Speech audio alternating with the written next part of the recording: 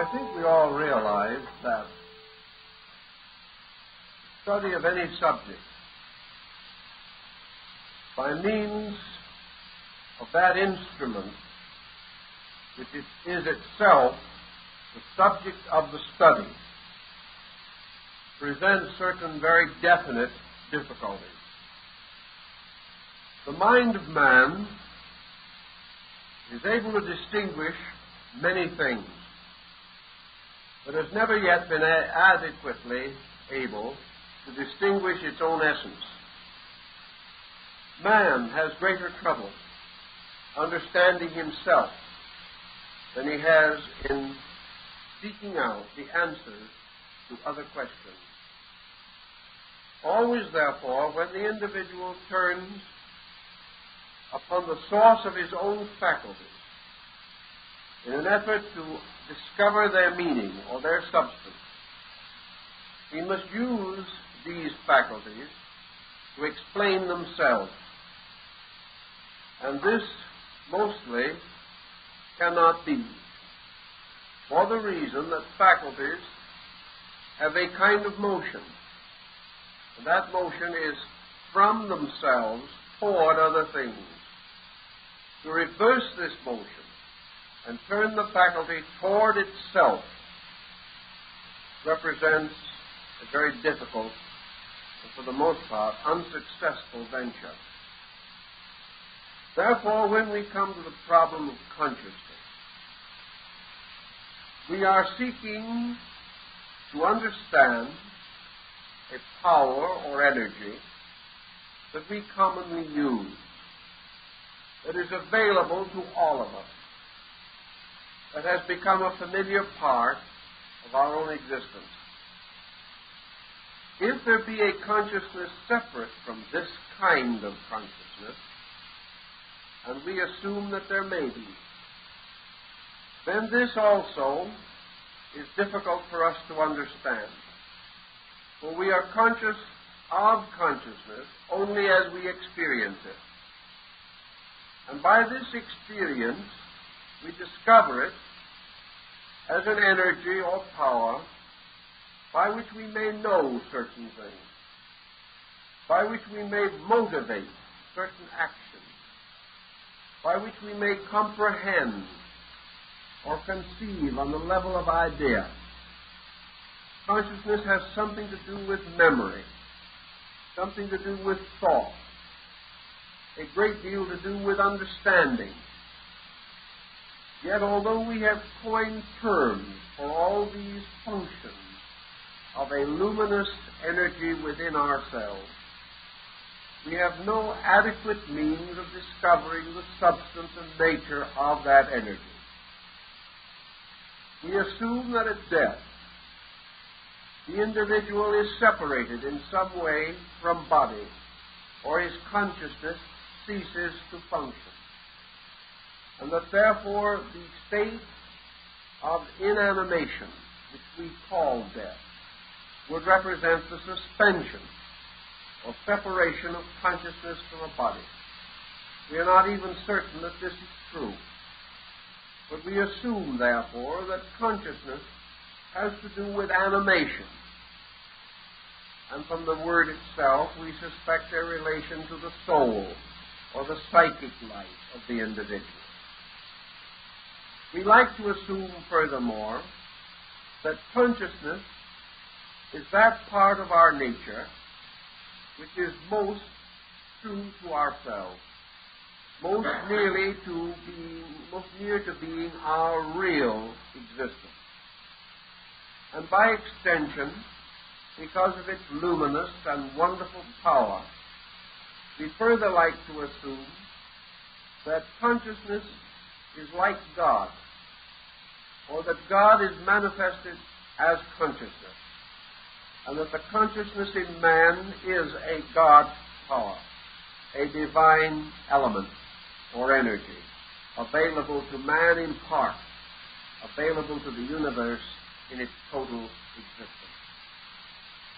Thus, consciousness we conceive or sense as being a vast area of self-knowing, a vast area of energy by which things become aware of themselves and of each other, by means of which the knower or the conscious being becomes aware of nature and of the universe and of the infinite diversity of manifestation going on constantly in the world around us.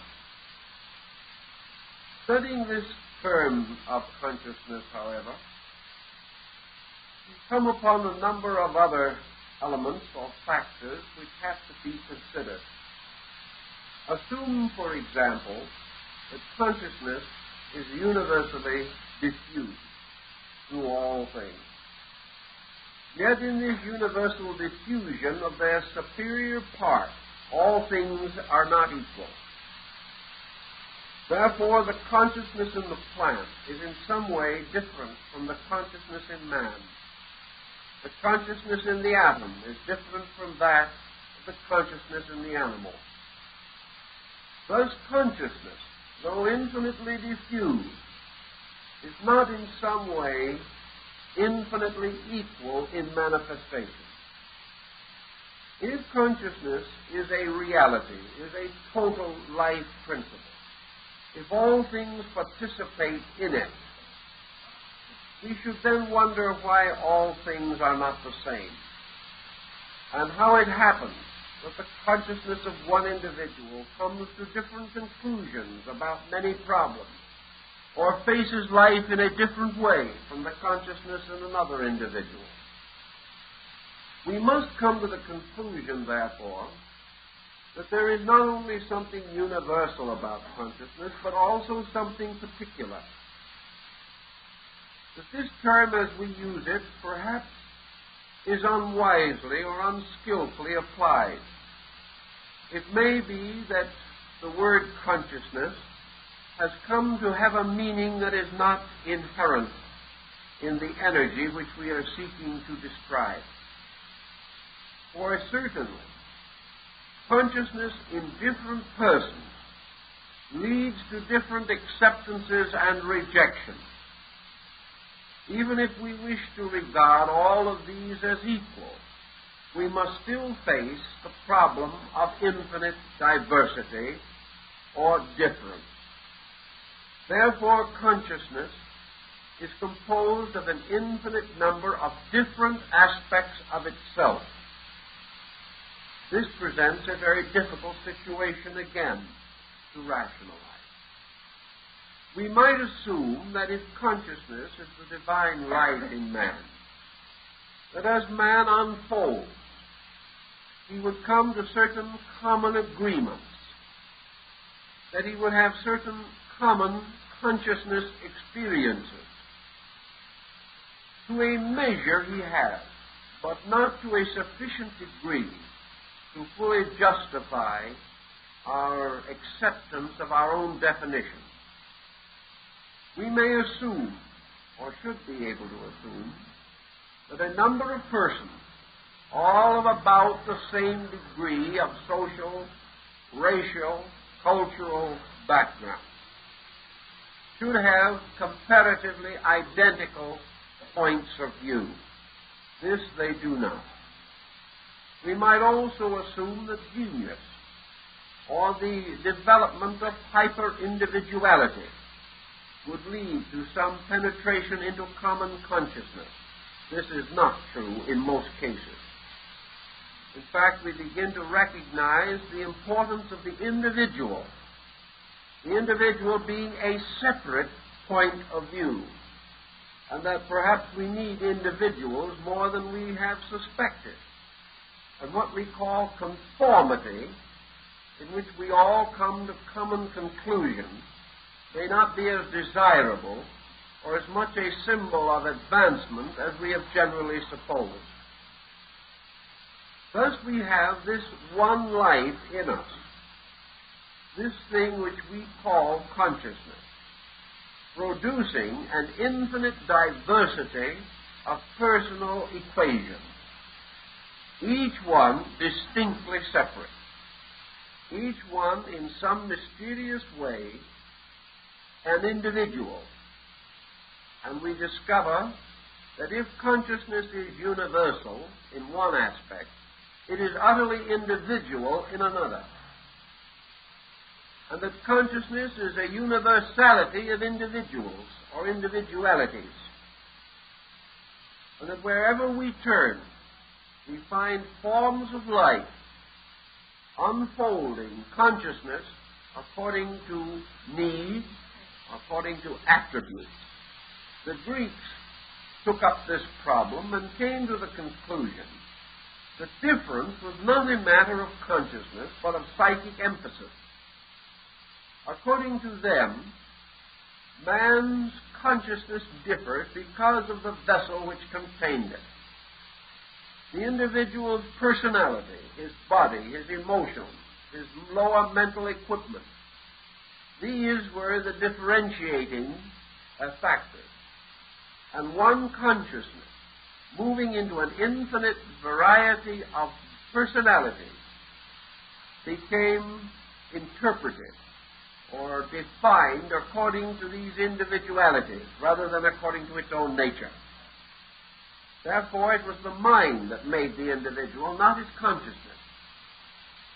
And the concept of the Greek was that what we term consciousness was universal and mind was individual. Thus, as man's body is personal, separate from all other bodies, his mind is individual, capable of an existence independent of other minds. But his life is not individual. His life is universal, utterly dependent upon one source of life. And to the ancients, this life and life source were the fountains of consciousness. For to them, consciousness was life itself. Assuming this as a tenable idea, we must still, however, face certain confusion. Because actually, life or consciousness is a power superior to mind. It seems strange, therefore, that mind can mold consciousness, can limit it, restrict it, or prevent its proper expression, or can cause it to come to error. Whereas it might be more reasonable to assume that consciousness would be ever modifying mind, and that consciousness itself, being stronger and more universal than mind, would early in evolution achieve a conquest of consciousness over intellect, and that therefore man would be constantly under the dominion of his consciousness rather than his thoughts. Yet consciousness and thought are in conflict in many instances, and up to this stage in our evolution, thought has more frequently won than lost, and consciousness has nearly always remained the victim of the intellectual and emotional pressures of the human being.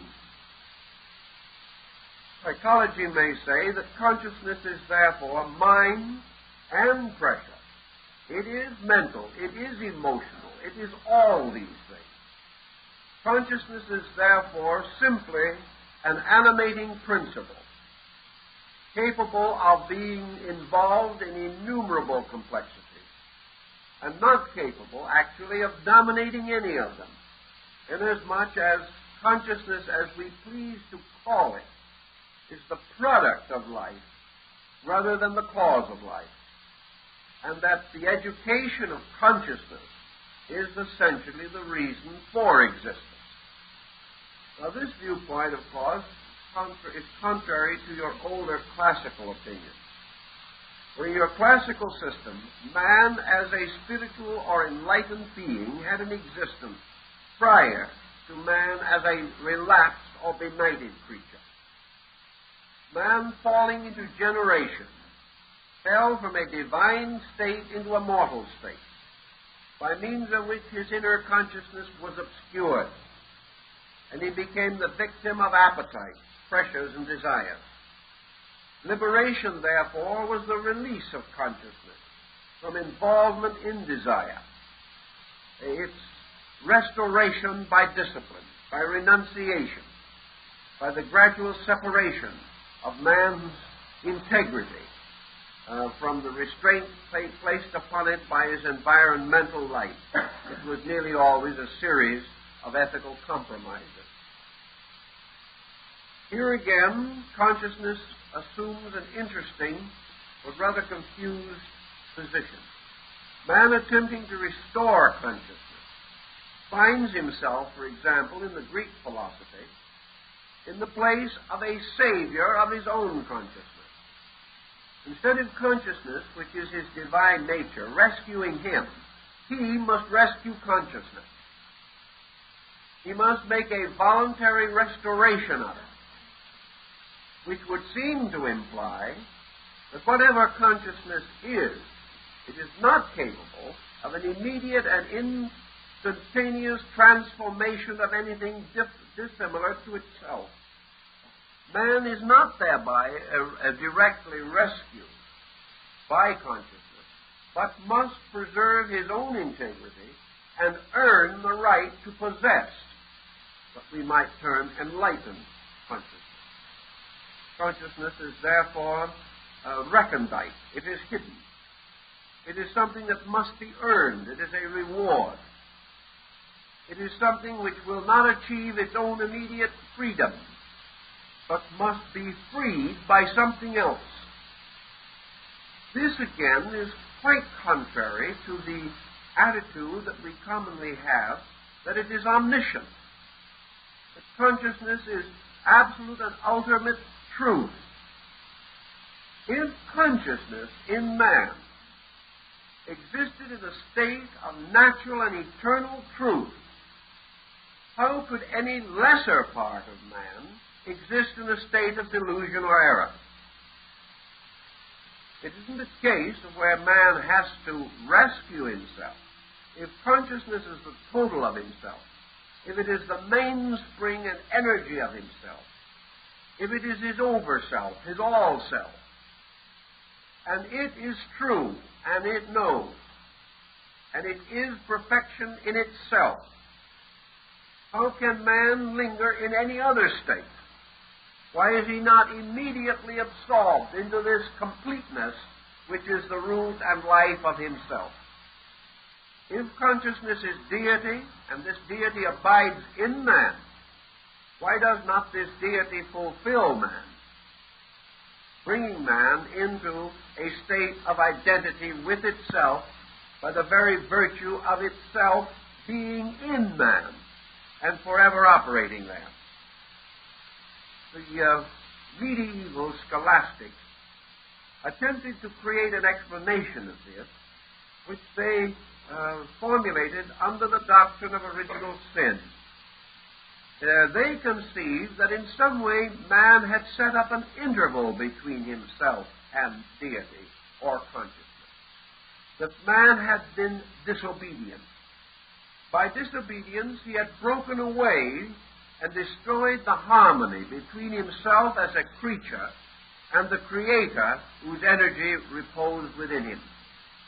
Thus man had to mend this wickedness before he could be restored to the grace of God. This mending was repentance. This mending was a restatement of individual integrity. This mending was the voluntary acceptance of the will of God and the voluntary relinquishment of human will. The circumstances of this original sin differ in many religions, but it is present in several of them. Among the more philosophical systems, the idea of original sin simply gives way to the processes of evolution, in which life, absorbing itself into matter, enters into a state of conflict with its environment. And this conflict must continue until the victory of life over matter. That life and matter are thereby in conflict. But even this is difficult for us to understand.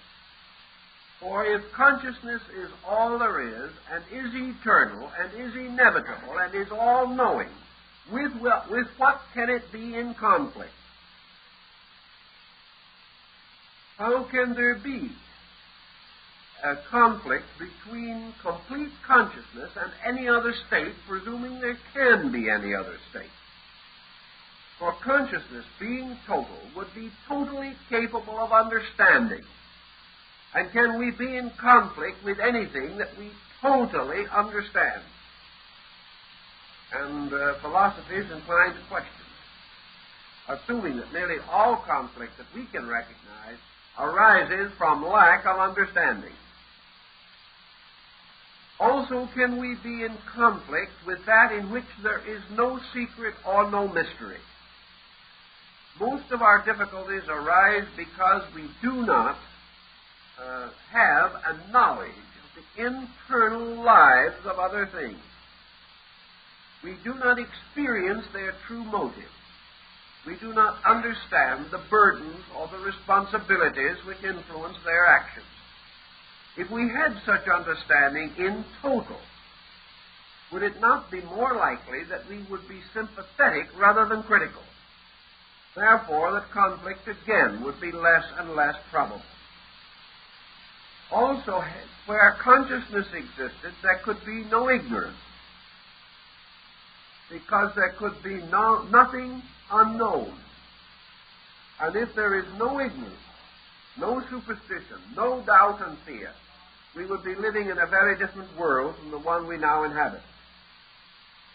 Yet consciousness remains as having an existence of some kind, and it has always been assumed that at the root of life there was an all-pervading omniscience, an all-knowing, an all-being, and that this consciousness was the diviner part, the inner part, the nobler part of creatures. This brings us to our particular problem of the evening, which is to try to estimate a term which has come into some usage, the term the pre-conscious. Here again we are in a very rarefied atmosphere. But let us try and see what we can do with it. A condition, an energy, or a state must either be always and forever the same, or it must be in a state of eternal flux. Things are forever alike, or they are forever moving from one likeness to another. We go back to our Greeks again. If consciousness is eternal, it is forever the same. If consciousness is not eternal, it is forever different. Those are the rules by means of which it has to function. For a thing which has not a conscious eternity in its nature must move from a previous to a subsequent condition forever,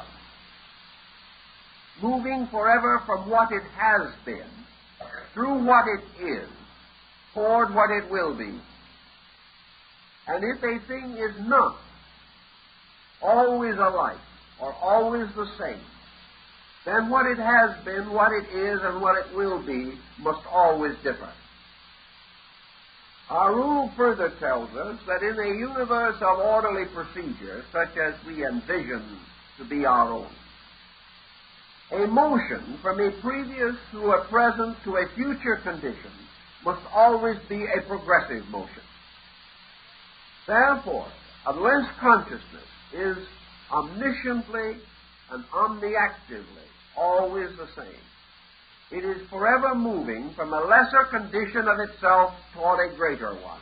In other words, it is growing. It is either eternal or it is growing. Now, if it is growing, it is in the infinite state of becoming, a becomingness that goes on beyond our ability to conceive or understand. It is difficult for us to assume that a becomingness goes on forever without an achievement of becoming. This is another very difficult thing for us to understand.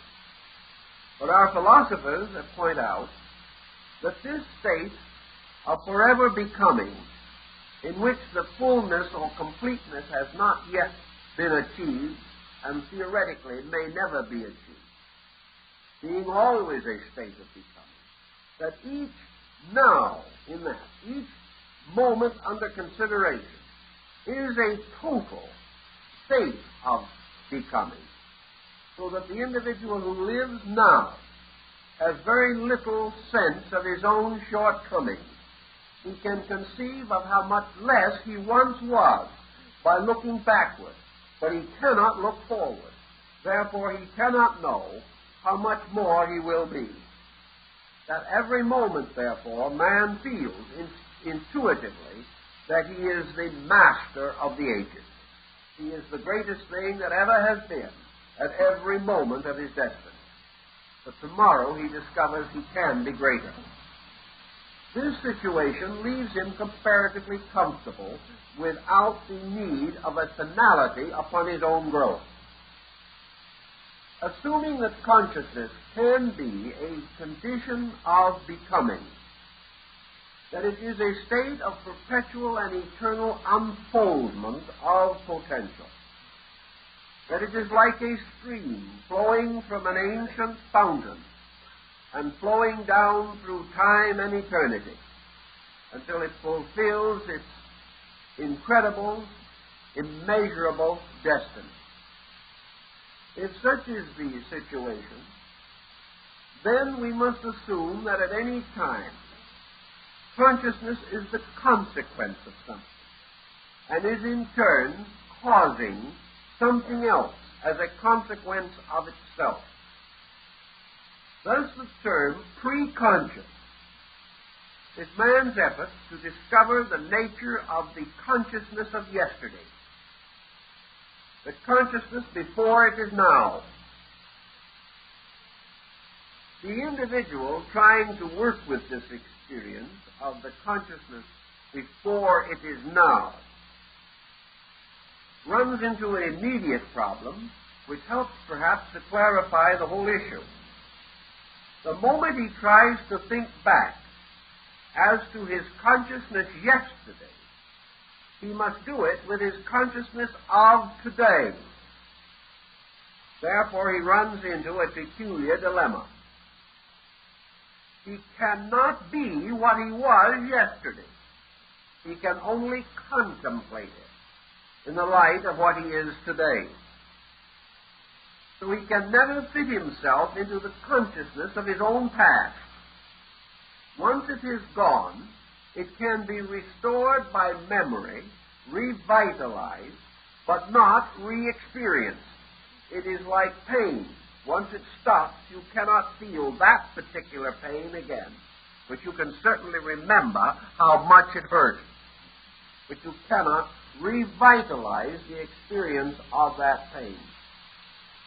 Even the neurotic person cannot quite make it, although some of them do stupendously well in their effort to recapture it. If, then, we are to re-experience the state, we will say, of ourselves 10, 15, 20 years ago, something has to happen first. And the thing that has to happen first is that the consciousness of ourselves now must be blocked, or we cannot do it. If, therefore, we approach it on the basis of hypnotic regression, putting the now to sleep, refocusing the individual upon a time gone by, and causing him to relive that time, we may cause that individual to reactivate a pattern of consciousness that is dead, that is gone as far as objective awareness is concerned. When we do this, we cause this person who is now the adult to revitalize and completely re-energize the state of their own childhood at a given time. One of the most common being a birthday party of 20 or 30 years earlier. the child can be caused to be again rescued out of the adult, proving that this previous consciousness did not actually die but was submerged and is no longer available as itself in the conscious state of the individual. Only when the new consciousness, the consciousness of today, is blocked, can this old consciousness be revitalized. Now, tests have been made of this particular type of regression, and an interesting point has been noted. When you regress an adult, say, to the 7th year, and give them careful psychological testing during the regression, you discover that you cannot regress the child, we will say, to the 7th year. You can revitalize the incidents of the 7th year, causing the child to live them. But the child will live even those incidents with a slightly greater maturity than the original 7 years would have justified. So if you regress the child to its 7th year, it will interpret its 7th year experiences with the mind of an 8-year-old child. There will be 1 year additional growth that you cannot block. This is an interesting point, because it means that even in a regression, and even though the conscious mind of today is asleep, there is a certain subconscious growth that cannot be prevented and which continues to accumulate gradually. In the course of 20 or 30 years, the difference of approximately 1 year in the patterns will be noticed. It comes around, however, that the reason why the past is no longer to be normally re-experienced is because the point of awareness has moved away from it. And the point of awareness is normally always contemporary. It is always focused on the now, because it is the association mechanism moving from within the individual which binds him to the present environment, the present consideration, and the testimonies of the present sensory reflexes. By action, man is bound to now, and it is only when in some way he is artificially prevented from continuing his present focus that he enters into a state of pre-focus or pre-consciousness. Now we can also say, supposing that we did block this individual, supposing we block his present consciousness entirely, so that he is not aware that he has any existence whatever, and we give him no directive. We don't tell him anything. We simply give him a non-directive for objective functions. Things heard, seen, known in his daily life are separated from him by a suspension of his external sensory faculties and the suspension of his ego function. If we do this and leave him alone, we will have no report on him whatever. He will not register anything. He will remain in a state of apparently dreamless sleep. And he will remain in that state until he is awakened. If, therefore, we simply block the now, the individual does not automatically fall into any other time pattern. He doesn't fall into yesterday or tomorrow if you simply block now. If you block now, he simply falls asleep and stays there. If, however, you block now and regress him you can recapture any part of his life up to the moment. If you block now and attempt to progress him, however, into a future state, you are again blocked. He has not the capacity to achieve a condition not experienced. So one of two things will happen. Either he will still remain asleep, or you must create for him a future. Then you may cause him to visualize it or enter into it. If you wish to define for him some utopian dream that you expect will occur in the future, and you tell him that he is living in a city of gold, and that everybody is happy, and give him sufficient directive, he will see and report what you have told him, living in exactly the kind of place you have created for him. But he has no normal instinct to create such a place for himself, because the moment you have suspended his objective consciousness, you have suspended also his regrets about the way things are, or his wish to change them. These are very tricky equations, but they do tell us something if we really want to study them. If then we take away from man his objective awareness, we do not immediately give him subjective awareness. If we block out the consciousness of birth, he is not immediately awakened in heaven. If we take away from him that which is familiar, he simply sleeps,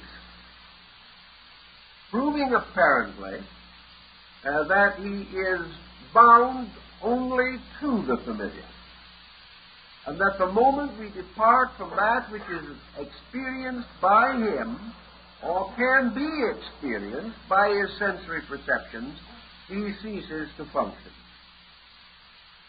This brings another interesting equation into the problem. What happens, or what conceivably could happen, if a person under hypnosis could be induced to dream? Now, here would be an interesting problem. Now, he can be induced to dream, because the operator can cause him to internally visualize or experience whatever the operator desires or gives in the form of a suggestion. The person will experience these things and report upon them. But of his own accord, he seems less likely to dream than he does in normal sleep. Something has happened in connection with his psychic pressure load, and the psychic pressure load which causes dreaming seems to be suspended by the hypnotic procedure. It is therefore necessary to direct the hypnotized person into some reflection or into some channel of action, subjective action, if you wish him to experience it. Of himself, he will not experience it. Also, when the time comes for this person to reawaken into objectivity, it is possible either to block the side of life which has been under the hypnotic somnambulism, so that the patient has no memory of it, or it is possible to leave this gate of memory open, so that the individual will remember. This becomes a matter of decision, and presents another interesting phase, namely that whereas in ordinary dreams the natural tendency is for the dream to fade away in the objective state of awakening, except in a very few extreme cases. In the case of hypnosis, this can be controlled in such a way that the individual's awareness can be directed by the operator into memory or lack of memory, as seems to be most desirable. In analytical work, sometimes lack of memory is very important, because otherwise the person is too rapidly burdened with too much of an unloading of his own psychic nature, which has to be carefully avoided. Now, what has all this to do with the problem of consciousness in one? It has this to do with it, namely that the sleep center, when it is controlled, or the individual is caused to enter into the voluntary state of unconsciousness, actually is no longer aware of any objective circumstances going on around him, nor is he aware of his own actions during hypnosis except by permission of the operator. But now we have this point. He can be caused to remember or not. Therefore, actually, we have this situation. Supposing a person under hypnosis is told not to remember. 5 years later, the person is placed again under hypnosis, and under the hypnotic condition is permitted to remember while again hypnotized. He will remember. This can then be again blocked before awakening, so that the individual ultimately can, at discretion, prove that they have two systems of memory operating simultaneously and completely separate from each other, so that a continuity can be set up either in the state of hypnosis or outside of the state of hypnosis, and these two memories will carry on and never meet unless the operator wishes them to meet. Yet he can bring them together at any time he wishes. Under such conditions, it is evident that in hypnosis that there is a kind of consciousness that will carry on from one experience to another. Therefore, that man potentially has more than one memory system, a subjective or subconscious memory system and a conscious memory system. And both of these systems are not only operating during hypnotic problems, but are constantly operating in the normal so-called experiences of life and still do not meet. But man has, therefore, sleep memory and waking memory. He has a kind of memory which records psychic pressure night after night through dreaming, without that pressure ever being faithfully reported objectively. So that this psychic pressure can be a cause of reflection, thoughtfulness, fear, doubt, worry, for a lifetime, without ever coming through into the consciousness of the individual as a conscious memory.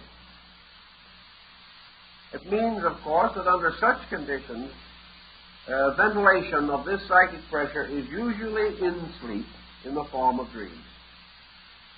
And these dreams can be consistent for a lifetime without the waking person being aware of the continuity of their meaning or the pressures which they are seeking to release.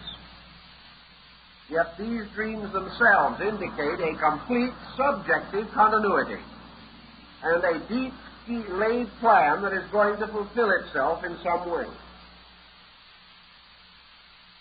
Pre-consciousness, therefore, implies several things. It implies the problem of the emerging of the conscious life of man at birth. It implies the problem of the re-emergence of the conscious life of man from sleep daily. It also has a larger universal implication in the emergence of the consciousness which we call man from a pre-conscious state in nature.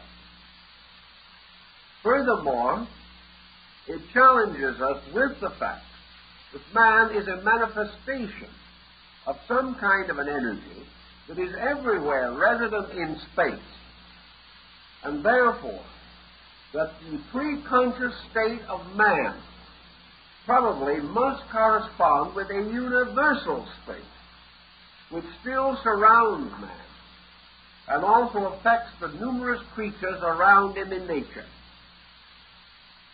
All of these points lead then to this consideration, that consciousness as we know it is a condition, a state, a degree in the unfolding of something. And that this thing that is unfolded emerged from a previous state, which was the seed or root of itself. And that this previous state may or may not clearly resemble or be recognizable in the terms of the condition which emerged from it. Thus, for example, if man saw only an oak tree and was never aware of where the oak tree came from, and never saw the growth of an oak tree, there would be no rational procedure in the world that could convince him that it began with an acorn. It simply would be impossible if man himself did not know, through experience and observation, that such is the case. Because the acorn is not, in a way, understandable or acceptable as the source of a great tree many thousands of times the size of itself. Also, therefore, in terms of consciousness, that which is pre-conscious may in no way resemble consciousness as we know it, and yet may be capable of containing it, engendering it, causing it to emerge from itself. Also, is consciousness itself fruitful? Does it in turn bear a kind of fruit, by means of which other forms of knowing or being or existing may be engendered or caused to come into manifestation? Some of your Eastern philosophies assume that the entire universe is composed of nothing except conditions of consciousness, that there is no such a thing as consciousness and something else, that there is only consciousness, that matter is a kind of consciousness, that mind is a kind of consciousness, that stars and elements are kinds of consciousness, and that actually that this one energy in its infinite manifestation is all that exists, and all things are modes of it, in varying degrees of the unfoldment of one eternal essence. These Indians, of course, then also take the ground that space itself, which is the great field of consciousness potential, consciousness in its most abstract form, has within it an infinite seed life of its own nature, and that these seeds are forever growing, bursting into life, generating, germinating, so that there is an eternal harvest of creation, existing forever, rising from the substance of the uncreated self. That everywhere in nature, consciousness is blooming from its own root, blossoming forth and bearing its fruit. And as Plotinus explained it, it was a kind of mysterious flower with its root in heaven, and its branches downward, and its blossoms in the experience of man. This type of thinking perhaps supports the idea also that consciousness is a mystery which must forever be the quest of man until it is explained. That finally, existence has as its primary objective the solving of the mystery of consciousness. That all things that happen are indicative in some way of the great riddle or its solution. That man's completeness, that man's journey ends only with the solution to the mystery of consciousness. If such may be considered a possibility, we are now dealing more or less with a valid school of thought in the Far East. What then is the ethical implication? What is the discipline involved in this thinking? The discipline involved is the effort of the individual to have the experience of pure consciousness, whatever it may be. That it exists. That the only possible way in which man can solve the mystery of his own existence is to solve it with pure consciousness. And that the only answer to all things rests in the consciousness which causes these things. Unfortunately, however, this is not quite as easy or obvious as might at first appear. As far as we are able to observe in nature, most things that happen occur without the causes of themselves being obvious. Man is not aware of the reason for himself, even as he causes his own kind to exist. And we are not so positive or not so certain that any creature, by the mere will or desire, can solve the mystery of its own causation. Nor can we be certain that any creature is fully and completely aware of the reason for itself. The Greeks, again, were of the opinion that the reason for creatures must always be deposited in superior creatures. That it is only in the divine nature that the reason for man exists. And therefore that man cannot solve his own mystery. That all he can do is to seek a reunion with the divine nature in which all mysteries are solved. Other systems of thought, for instance your Vedanta system, approaches the subject of total consciousness with another kind of attitude. And in this we can also find some justification for the Buddhist idea of nirvana. At first thought, the individual attempting to establish pure consciousness or unite himself with pure consciousness is simply casting himself into oblivion. In the Eastern concept, the individual must completely cease to be in order for universal consciousness to be restored to its own eternal rulership over things. There was a conflict between mortal mind and divine mind. And in this conflict, mortal mind must voluntarily surrender itself. And in the voluntary surrender of itself, must sacrifice all of its own objectives, including its own sense of self-awareness. Thus, Western writers, trying to make commentaries upon these Eastern religious classics, have scratched their heads a bit and have come to the conclusion that these old systems are Asiatic nihilism, that they are simply the complete extinction of the individual, that the only peace that man can know is by ceasing to exist totally. This is not actually the concept of the Eastern thinker, however. To Western man, it probably would be the likely explanation. Western man, to whom motion and action are extremely dear, could not conceive of the suspension of his personal desires and attitudes in anything remaining. In the East, however, it is an entirely different perspective. In the East, the idea pertains that it is possible for the individual to completely overcome that interval of not-likeness by means of which things are separated from other things.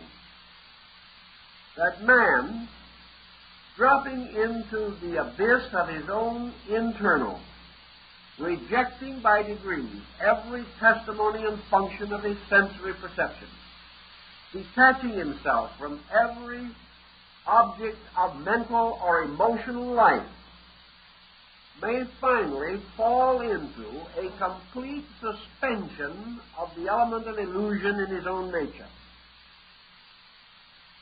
Having reached the point, therefore, where everything that is not so has ceased, he stands presumably upon the threshold of that which is so.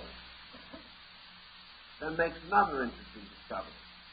In his vocabulary, in his thinking, in his mentation, he has never yet devised any means of communicating the nature of that which is so. He has wonderful ways of explaining what is not so. We can share our ignorance with gallantry and ease. In fact, we preach it continuously to each other. We can also have the most learned discourse upon trivia at any moment. We can go on and on, elaborating upon our mistakes, our shortcomings, and our weaknesses. We can spend a great deal of time deciding what is not true. But when it comes to a positive statement of that which is unconditionally true, we have nothing to say, because we have no word, no thought, no idea with which we can grasp it.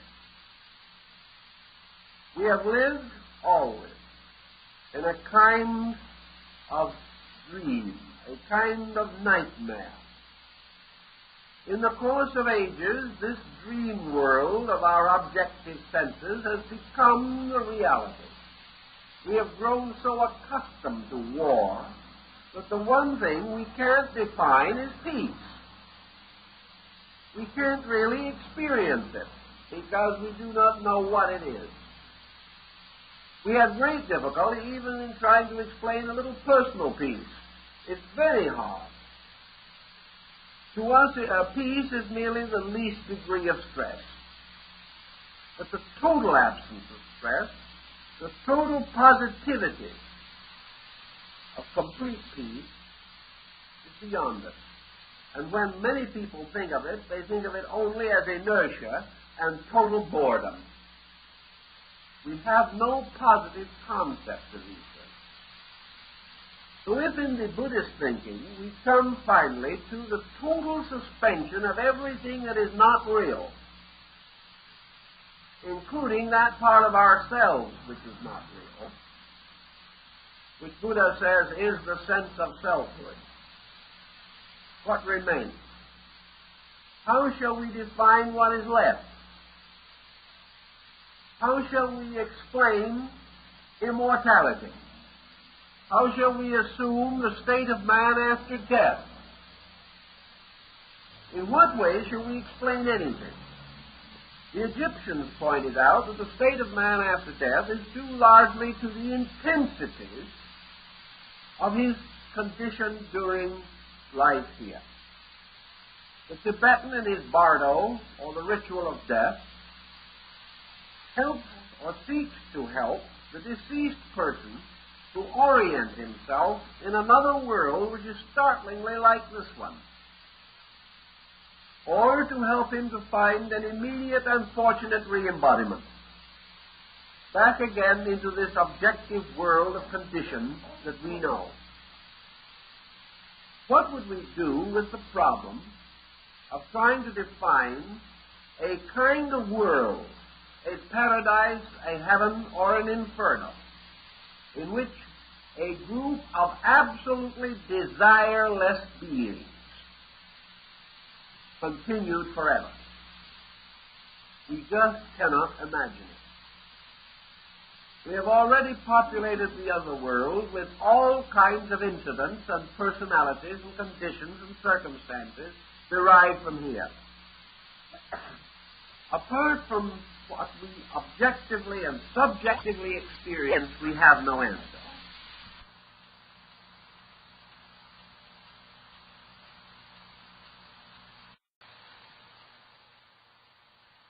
philosophy, it was clearly pointed out that this total suspension was not extinction, that it was not the end, that it was not materialism, that it was not nihilism, that it was the invitation to the first experience of what we call consciousness and know nothing about. In other words, we have a polarized state, a state of consciousness and unconsciousness, and we have reversed them. What we call consciousness, the ancient sage called unconsciousness. What we call waking, he called sleeping. What we call our daily objectivity was his nightmare. Plato pointed out that heaven is not the place, the hell is not the place where you go when you die, but when you are born. Everything is reversed. But what we call consciousness today is really the conflict, the pressure, the stress, the irritation of factors uncontrolled, undirected, unmastered, and therefore out of conscious direction. That instead of being conscious today, we are the victim of a series of sensory cycles, mistaking reflexes for consciousness, mistaking notions for consciousness, and depending entirely upon opinion to supply the substance of what we like to call knowing. As a result of that, what we call knowing is unknowing. What we call wisdom is truly the foolishness of God. What we call progress may be motion or commotion in any direction whatever, because we have no visual or vital concept of what direction progress should take. Thus, we assume that all motion is the sign of life, and if there is commotion with it, then the individual is really alive. On the basis that commotion is the proof of animation, we are going along very well. But if we are to assume that there is purpose in anything, then are we doing so well? And if we have no awareness of purpose, and have no strength of character by means of which we choose to protect value at all costs, if we lack these strengths within ourselves, are we conscious? Or are we merely responding to the pressure and stimulation of sensations? Are we really conscious beings or merely sensory beings?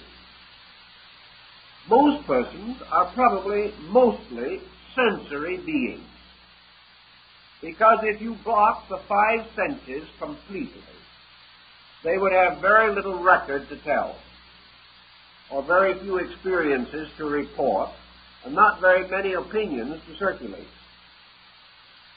Our entire so-called awareness is based upon our ability to contact a series of environmental circumstances.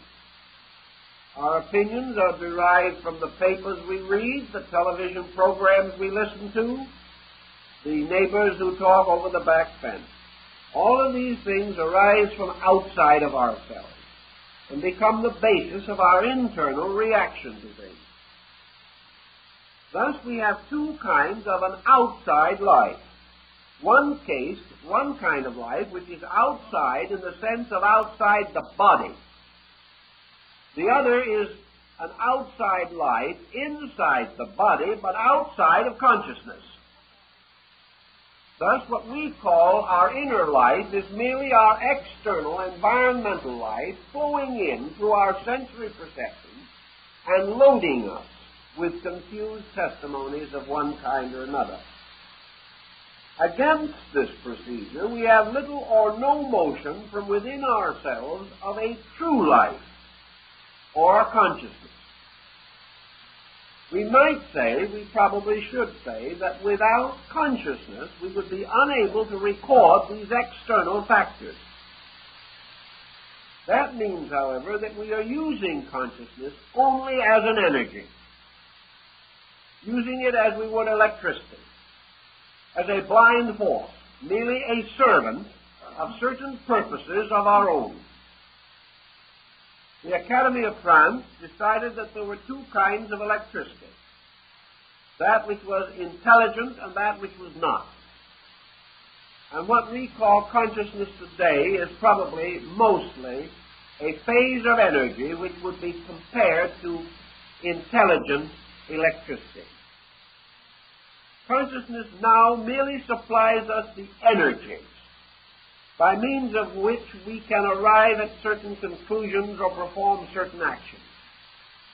The motivations behind these conclusions and actions being sensory and bodily, and not arising from consciousness itself.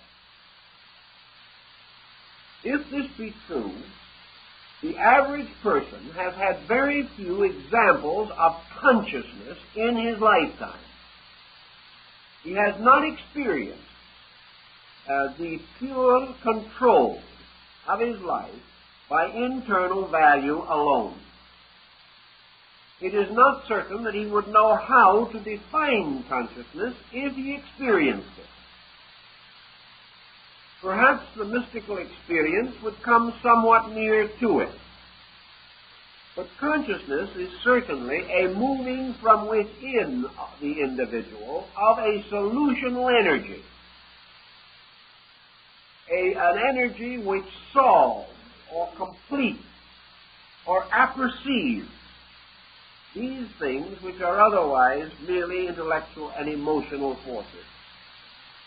Buddha held this to be inevitable, that what we know as consciousness is not, and what we aspire to conceive of as consciousness, the real, is a positive pole as yet practically unknown to man.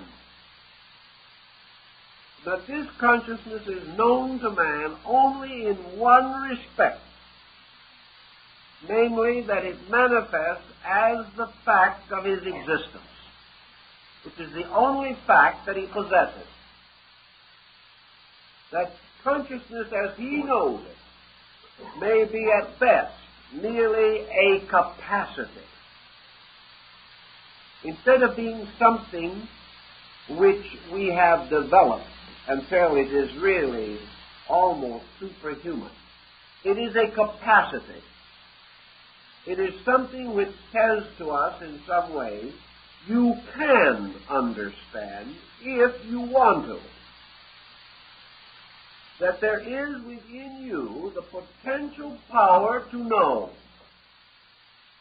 That in some mysterious way you can be. But having the power to know, we do not know.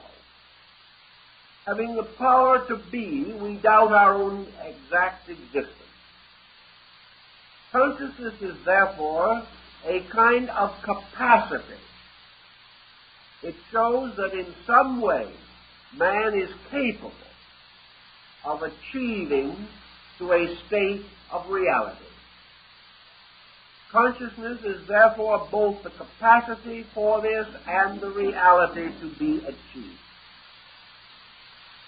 It might be philosophically sound, therefore, to think of ourselves not as conscious beings, but as beings groping for consciousness, which some way permeates us and fills our existence, yet with which we are not in rapport.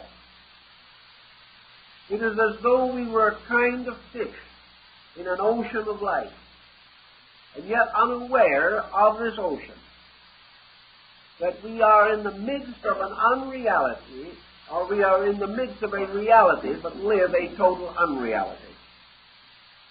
that nearer to us than ourselves on every part of our nature is an all-pervading potential. And yet this potential has not been able to cause us to achieve to any particular state. Yet this potential may bestow upon us certain things. One is continuity. That behind the generation of species, behind the fact that man simply is a creation which has refused to die, that in this alone is a continuity of life which is rooted in consciousness, a consciousness of life that is stronger than death. Another possible phase in which consciousness may be dimly recognized by us is this subtle but continuing urge within us to be better. This sensing of our own unlimited capacity.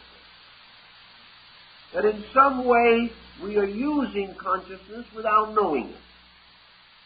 That we are assuming that there is no horizon to limit us but our own achievement. That we can be anything that we will to be, do anything that we will to do. Somewhere in the root of ourselves there is the archetypal impulse that we should will to do that which is so, that which is true. That in our questing, our final search must be for value, for that which is so. And this recognition that some way we have the capacity to find what is so, and that we consist of an immortal essence that will continue until this victory is achieved. Perhaps these sleeping elements of conviction within our own natures, but partly expressed, but partly articulated in living, may be pressures from this positive pole of consciousness. In psychology, for example, we have a subconscious and an unconscious as divisions of the internal life of man. We differentiate these from what we call the conscious. But it is my suspicion that we have made a complete reversal. That what we call the unconscious is on the outside rather than the inside. That man actually moving inward moves toward consciousness and not away from it. If this be potentially true, then some of the choicest of our modern aphorisms will have to be revised. Because if the pressure is on the outside rather than on the inside, as we have been affirming that it is, then what we need is discipline on the outside rather than release. We have an elaborate problem here that goes into a great many phases of human life. But the actual answer seems to be that psychology, up to the present time, has never yet dealt with the plus qualities. It has never dealt with that which is the root of things. It has never assumed that the root was the reality. It has always assumed that within man is locked a mass of unreality. That is true to a certain degree. But we must penetrate those unrealities, which belong essentially to our objective lives. For these unrealities arise out of our mental, emotional stress. They do not arise from spiritual value, nor do they rise from consciousness, but rather from the deformities of consciousness on the level of sense and emotion. The search inward, therefore, must go past this. Must go past this mystery that the magicians and Kabbalists in the Middle Ages called the mystery of the astral light.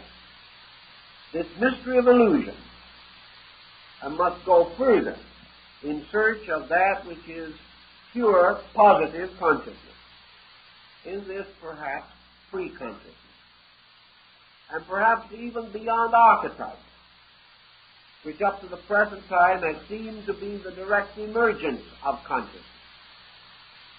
I think we may go on, as the Buddhist has pointed out, to the discovery of pure consciousness as absolute suspension of action, with the absolute suspension, therefore, of all polarized existence and all time, space, distance equations.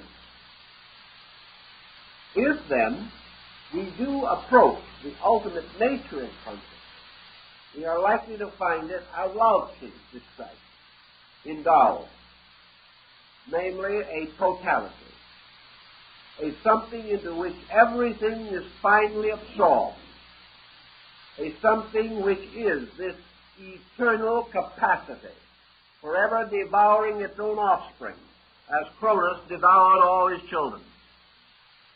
In this sense also, we can understand perhaps how the mystic, in his search for consciousness, has therefore passed through the search on the level of clamor, as the search on the level of glamour also.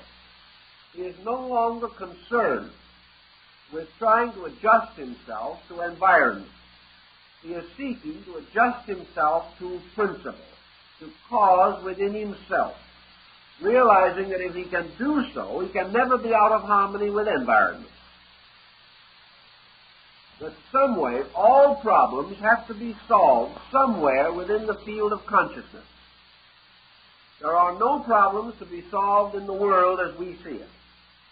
There are no problems that can actually be solved on the level of emotion and sense.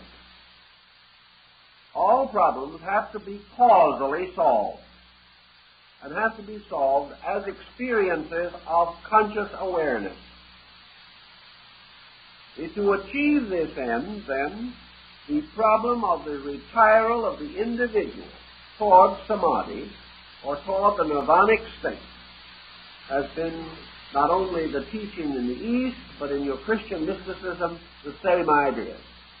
The same basic detachment from objectivity in the search for consciousness. Now, another point has come in where we have to realize that a term like consciousness may also go into theology and be changed into something else.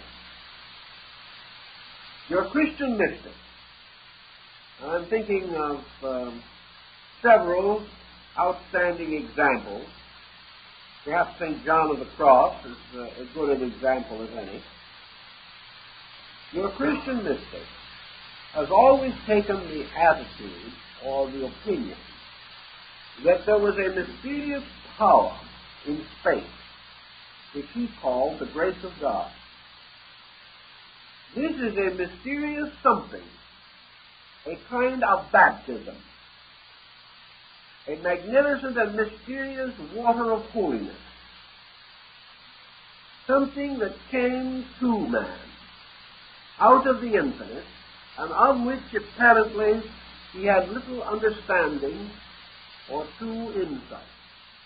Yet coming into the presence of this thing, he was completely and entirely altered, picked up, lifted out of death and of doubt, and by this peculiar kind of grace became radiant with the love of God and with the realization of eternity. Now, it is conceivable to us that this so-called grace of God, of your Christian mystic, which is to be discovered only when man has transcended this world, that it is this way in which he has attempted to explain a dimension of consciousness which otherwise cannot easily be explained.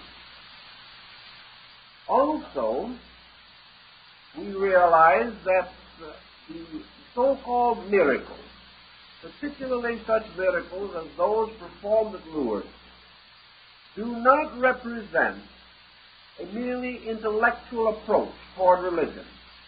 Thousands of pilgrims reach Lourdes for health every year. only a small percentage is actually cured. But this small percentage represents a group of persons to whom a particular experience has occurred. An experience of such tremendous intensity of some kind that it has broken through a pattern of common attitude and belief. Your Eastern and your early mystics will take the ground that this experience arose from the complete detachment of the individual from worldliness. That in some mysterious, sensitive way, the world died in man. And that in this moment of complete suspension between heaven and earth, man became aware, perhaps, or cognizant of the fringe on the vestment of consciousness. That consciousness begins, actually, where what we know as living ends. That it is not to be confused and is irreconcilable with the kind of life that we know. That it remains always within itself. That it is a kind of seed from which all life comes and to which all life must return again. For if life had an origin, it arose in consciousness. And if it has a destiny, that destiny must be its return again to consciousness.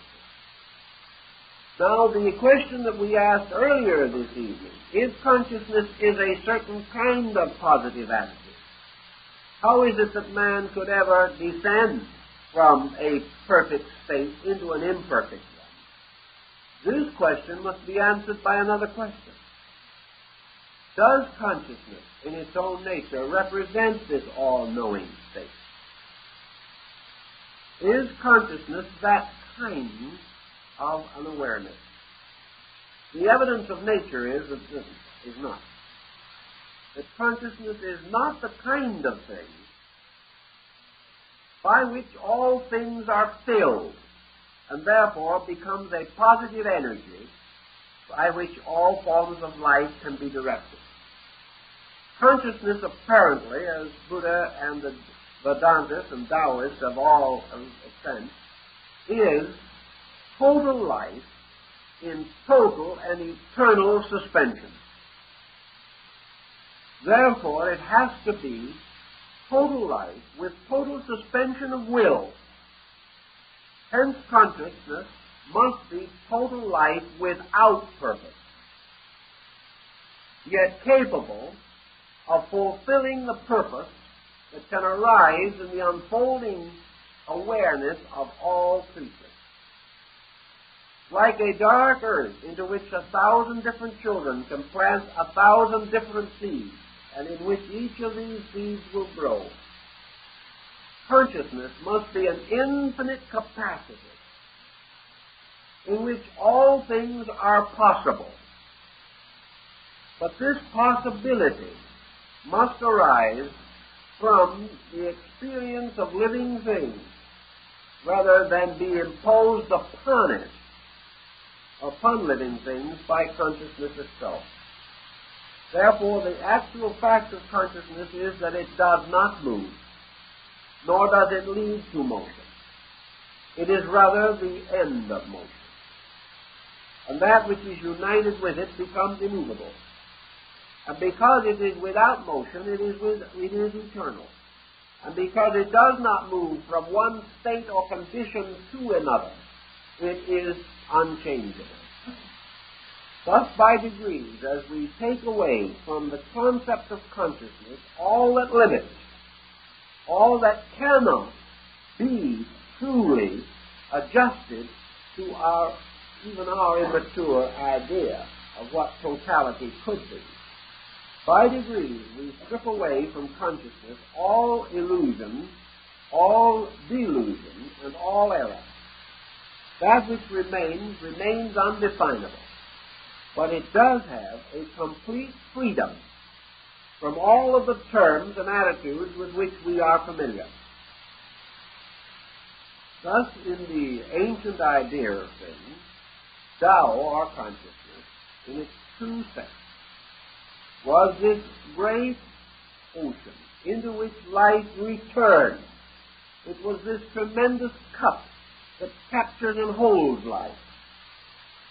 It is this wonderful sea, this ocean, into which all life flows from innumerable fountains and rivers, and the sea remains unchanged and immovable.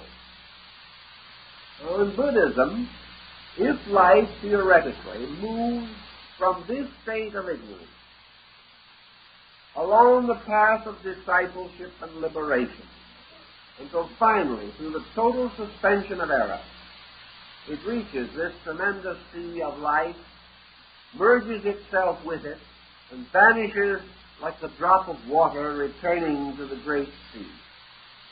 What then follows? Buddha does not tell us in his discourses, but he implies and intimates certain things. He said to his disciples that he did not answer these questions because the answers are not profitable. He said, I know many things that I have not told you, but to tell you will gain you nothing, and only lead to abstract controversy over subjects about which such controversy cannot be meaningful nor profitable. But this he does say definitely, that we are not to assume that this reabsorption actually means extinction, or the termination of the vast motions and processes of life in nature. What he seems to be trying to tell us, if we can read between the lines, is that actually his fable or his analogy is based upon the same idea as that of Plato and the race that lived at the bottom of the well. It's supposed to have been the fable that there was a whole race of creatures that lived at the bottom of a hole in the ground. And these people wrote books and became very learned and wrote and described the universe, just how it was made and everything, and explained that the universe was the hole in which they lived, that there were no other holes, and that there was no other place in space except their hole, that they all lived here together, and that the entire knowledge of the race, of the world, of everything was contained in this hole in the ground. Well, after a long time, there was produced out of this race of people living in the bottom of the well, one daring soul who was able to notice that far up above there was a little patch of light coming down. And they told him that this patch of light, of course, was God, and that therefore that all you did to it was worship it. But this fellow kept looking up and watching this patch of light, and he saw that at night it disappeared and things like that, and he began to get very interested. And at last, he gained the courage to climb up the side of the wall of the well. It was a very difficult journey, but he ultimately achieved it, and finally came to the edge of the top of the well and looked out upon the world around him. And he saw mountains and plains and people and animals and birds, and he saw grass growing and flowers and rivers and all kinds of things, and he suddenly realized that there was a great world up here that no one previously had appreciated or understood. So he hastened down the well to share the good news with all his friends below. They pronounced him mad and refused to even climb the well and take a look. And when he insisted upon this procedure of going around and telling them about what was happening up above, they finally decided that he was not only mad but dangerous, and it was up to them to confine him and make certain that he no longer perverted the public morals of the people living at the bottom of the well. And the story apparently is a clever takeoff by Plato on the trial of Socrates, the man who dared to take a look over the top of the well and see what was going on in the larger universe. The analogy to consciousness, I think, is this. that what we call living, what we call consciousness today, is the common conviction about value of the people living at the bottom of the well. Somewhere along the line, great prophets, messiahs, teachers, sages, and saints have dared to climb the wall, or have climbed the wall, taken a look around and come back and told people that that is not the way it really is. These saints have all, of course, been regarded as neurotic, or perhaps as mad, and when they were too successful in describing the situation, they were conveniently executed for the protection of their fellow men, lest others take the delusion.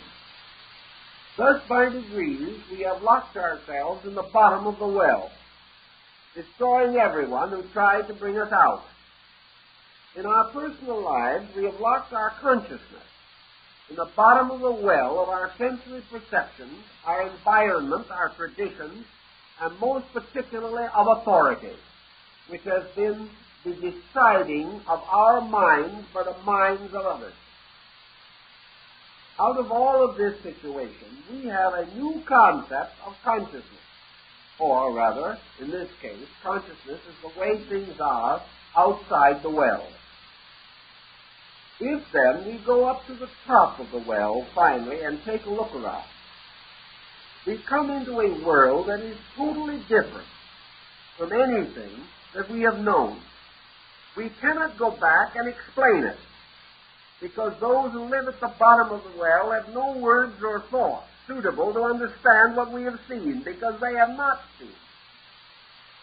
But this is not where the analogy ends, and Plato very astutely pointed out the next point, namely, that when man's own internal energy, by the mystical experience, are able to contact the world above the well, or outside the well, and this experience returns again to the sensory factions of man's nature, his own emotions, his own thoughts, his own mind cannot accept or understand. They cannot find the symbols necessary. Therefore, the individual returning from an experience of that kind cannot record it to his own consciousness or his own personal life. He does not know how to bring this experience through to his objective awareness. Thus, a pure experience of consciousness probably could not be remembered, because it would not awaken any association mechanism by which it would be tied to the presently familiar. Thus, the ecstasies described of the saints and the mystics have always been something exceedingly wonderful. That's all. Something about which there can never be any clarity of explanation. Once also the individual who lives down in the bottom of the well climbs up to the surface and comes out of the well. As far as the people on the bottom of the well are concerned, he is gone forever. He is dead. He has ceased to exist. He has gone forth into a non-existent place, which means that he has to be a non-existent being to function there. No one ever expects him to come back, and he probably does not. But not for the reason that is assumed. Not because he does not want to come back, but because he has found a larger world and prefers to function there. In the experience of consciousness, it follows that once the being attains to this consciousness, attains to the nirvana, which is to reach the surface of the ground and look out. For those below, it is the end of everything. He's gone. For himself, it is the beginning of reality, for he has just found out the fact. And somewhere in the compound psychical equipment of man, there is this point where man departs from the error and discovers the fact. Just where this point is, remains psychologically obscure. We do not know. But this tilt from error to reality is a larger difference than we have imagined. Reality is not just our present illusions with some minor reformations. It is not just 1 more percent added to the 99% of what we know now, nor is it a shuffling around of these existing factors into a new pattern. According to the ancients, consciousness, when it awakens, is an instantaneous and complete transformation of everything. Everything moving from death to life, from appearance to fact, from the things as they seem to be to the eternity of thing as it is, and what appears to be and what actually is. These are so different from each other that we have no cognition of it. We are still hoping that we are going to gradually push our way along the line of science, discovery, and art, and all these subjects, and that we are pushing our way into the presence of truth. That one by one, our mistakes are disappearing, and our virtues are multiplying, and our abilities are intensifying, and we have made this marvelous and magnificent thing called progress, and that at almost any minute now we're going to wake up in the millennium. We've always had that feeling, but for some unknown reason, the millennium has been a little slow in appearing. And at the moment, it does not seem as close as it did last week before the Lebanon situation got quite as tense as it is now. Just about the time when it looks like we were really arriving, we invent something else. I have to start all over again to try to put the world back in order. Actually, there is a question as to whether we'll ever win this way.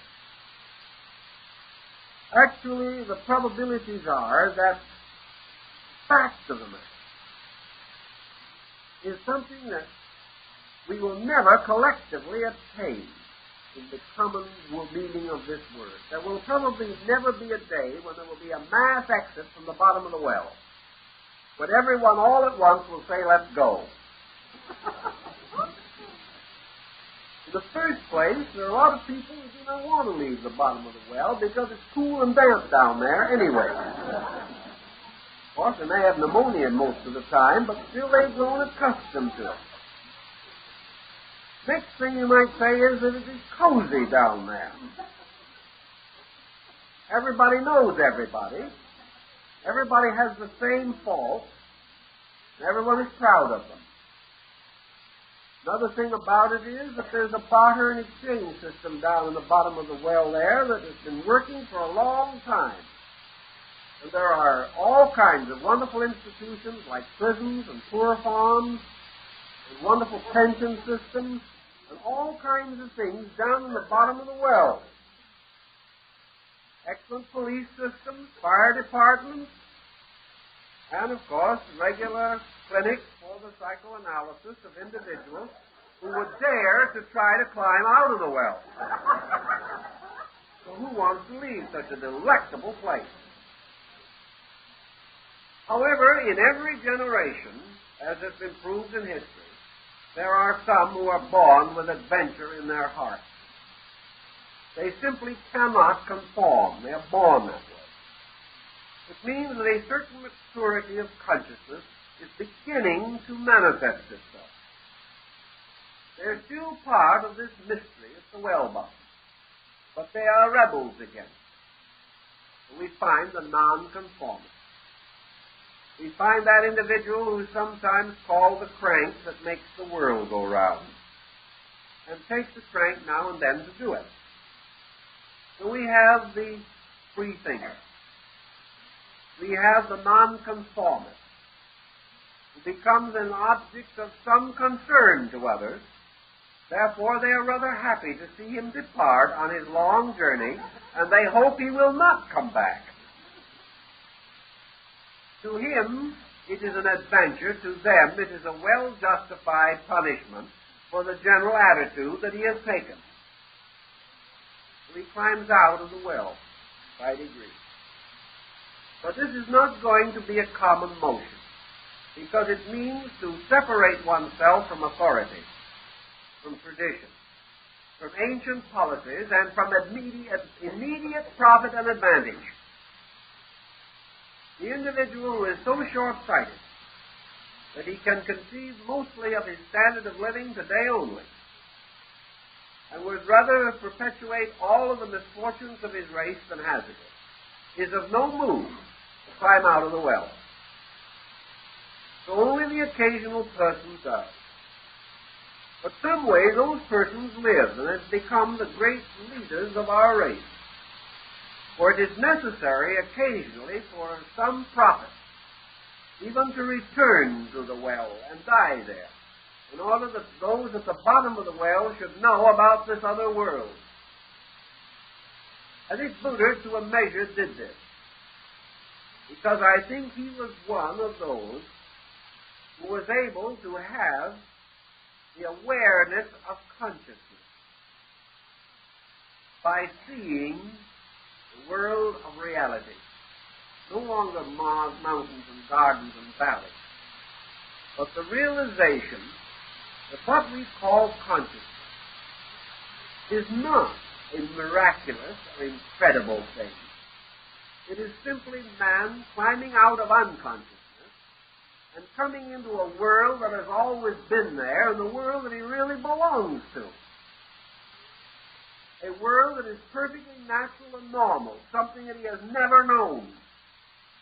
Because there is nothing that he is experiencing now that is either natural or normal. But he doesn't know it. His miseries have become normal. His catastrophes have become natural.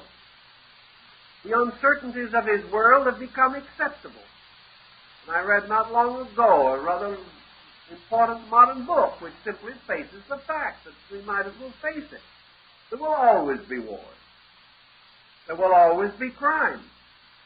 Man is built that way. So that is the attitude. These things we accept as normal.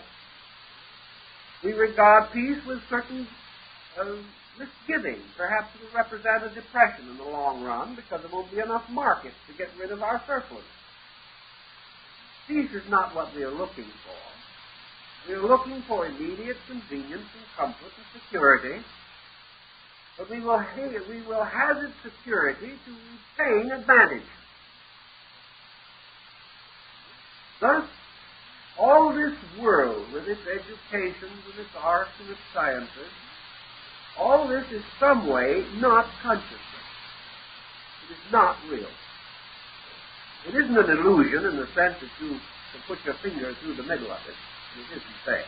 It is there. But it is illusional in the sense of value. It is an illusion as the men in the bottom of the well are to the person who is no longer there with them. It is the proof that we can make things that have no value so important to us and hold this attitude for so many ages that we become incapable of conceiving of anything more important. But once consciousness comes out, or the being comes out of the well into positive consciousness, what kind of a world is it going to be? Is it simply going to be a reformed world of our own? Probably nothing even resembling it. It is going to be a state that we cannot adequately define, probably bearing no resemblance to anything that we know at all.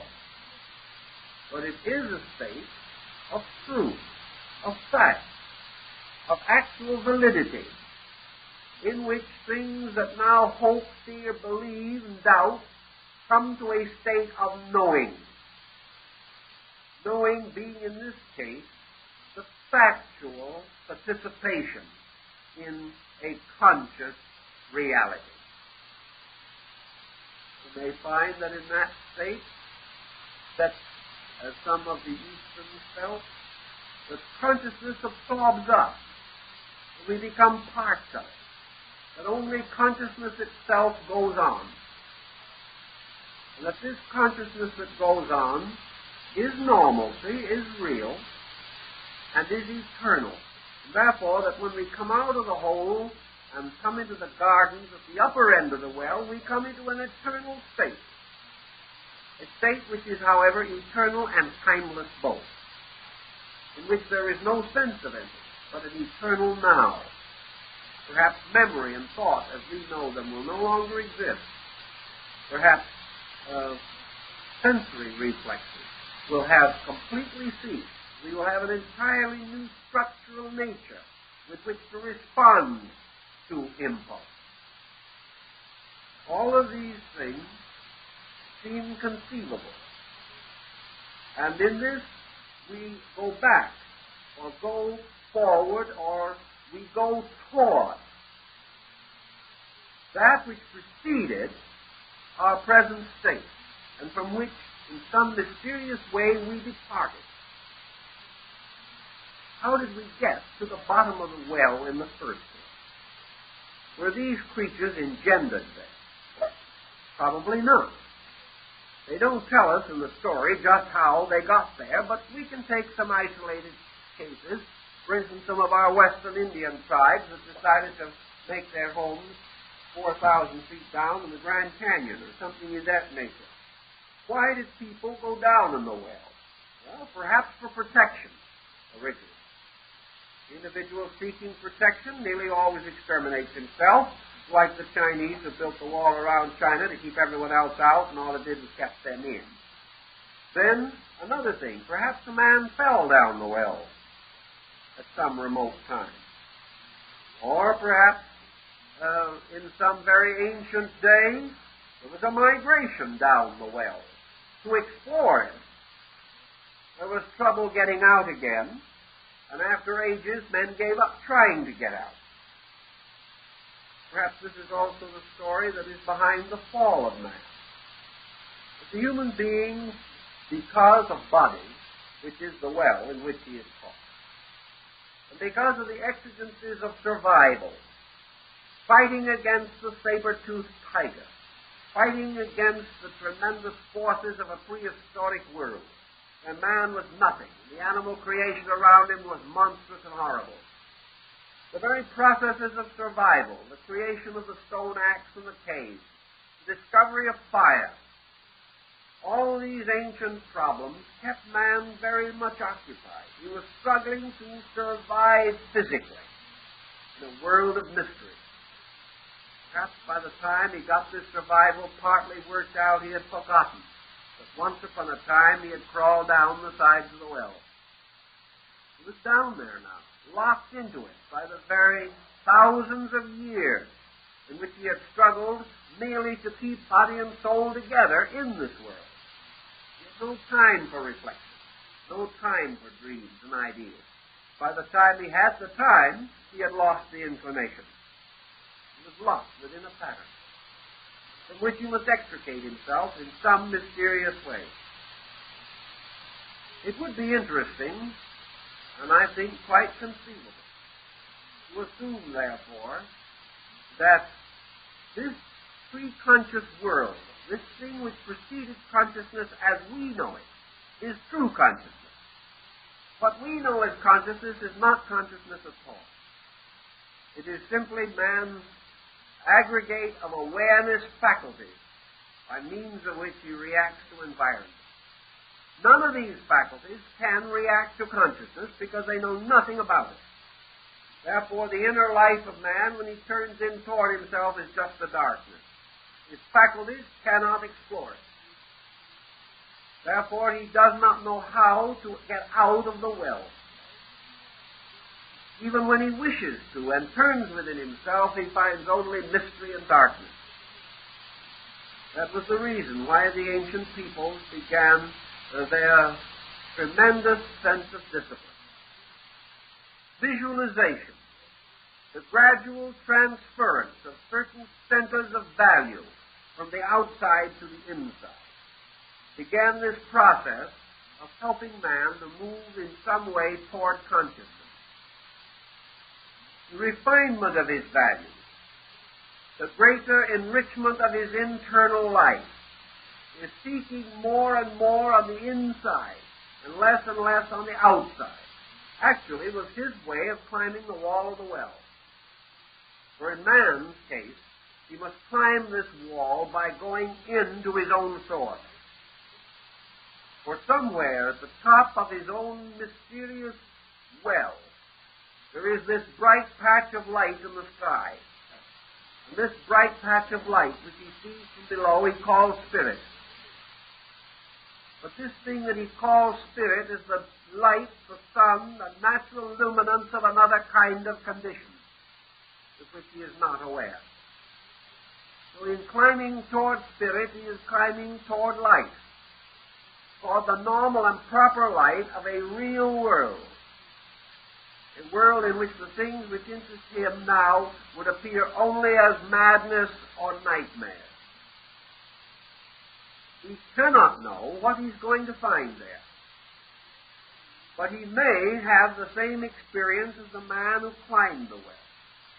He may discover that what he finds is merely a tremendous vista to be conceived, to be understood. But it is not a problem in which he is going to have to fight or defend himself. He is merely going to have to be amazed, to be surprised, to suddenly realize that this is the world that he always dreamed about. That here is the world in which the things that are meaningful in his few enlightened moments are truly significant and truly real. Therefore, that in this case there is no adjustment necessary other than the adjustment arising from the effort to climb the well. That by degrees, the individual who makes truth his journey, who suddenly resolves to find out the source of himself, the reason for his own being, is the one who ultimately escapes into consciousness. And by attempting this journey, he finds that he comes merely into the light of day. That he comes into an ordinary world. He comes into the normal universe that to him is incredible. He discovers that heaven is nothing but the normal universe. That it is the thing as it is, rather than the thing which he has forced into a deformity. That so-called immortality is his natural state, not something that he must fight desperately to attain. There is nothing between him and all of these things except the courage required to climb the well. The ancient systems of initiation and instruction were dedicated to giving the individual the courage to leave the world of darkness and of dreams and seek the world of light and of waking. And to awaken was the ancient symbol of the dawn of consciousness. Man awakens out of matter into consciousness. And what he calls the consciousness here in the state of matter is an awareness, but not a consciousness. Some way this awareness is rooted in consciousness, but not adequate to direct him without inspiration, without guidance, without benevolent leadership from more enlightened teachers and guides. But in all cases, what we are trying to do is to discover a superior state of consciousness, which may lead to health, may lead to many other things. Its complete acceptance is beyond us at the moment. Its complete experience we cannot now have. But if we accept the philosophy that this concept is essentially true, then we can begin to loosen the bonds which bind us to sensory orientation and escape by degrees the tyranny of attitudes and authority, the despotism of darkness, and we will slowly develop the adventurous insight which will lead us to climb out of the well. These things come to us from thought and meditation and reflection. And before we can make the journey, we must suddenly or in some way convince ourselves that this consciousness is not what we have now, but what we might have were we able to complete the journey of life. Thus, this consciousness to which we seek to return was that which was before the present state. It existed long before the people fell into the well, and it will exist after the last person has climbed out of the well. The world of the well is an incident, but the great world of life, which contains many wells, is a reality. Man moving up to it suddenly comes into normalcy, suddenly comes into common sense, value, and reality, and purpose. These are the elements of a very great drama that the ancients unfolded to us. Guess we'll have to leave these elements for the moment and come back to them again next week, so it looks like time is up.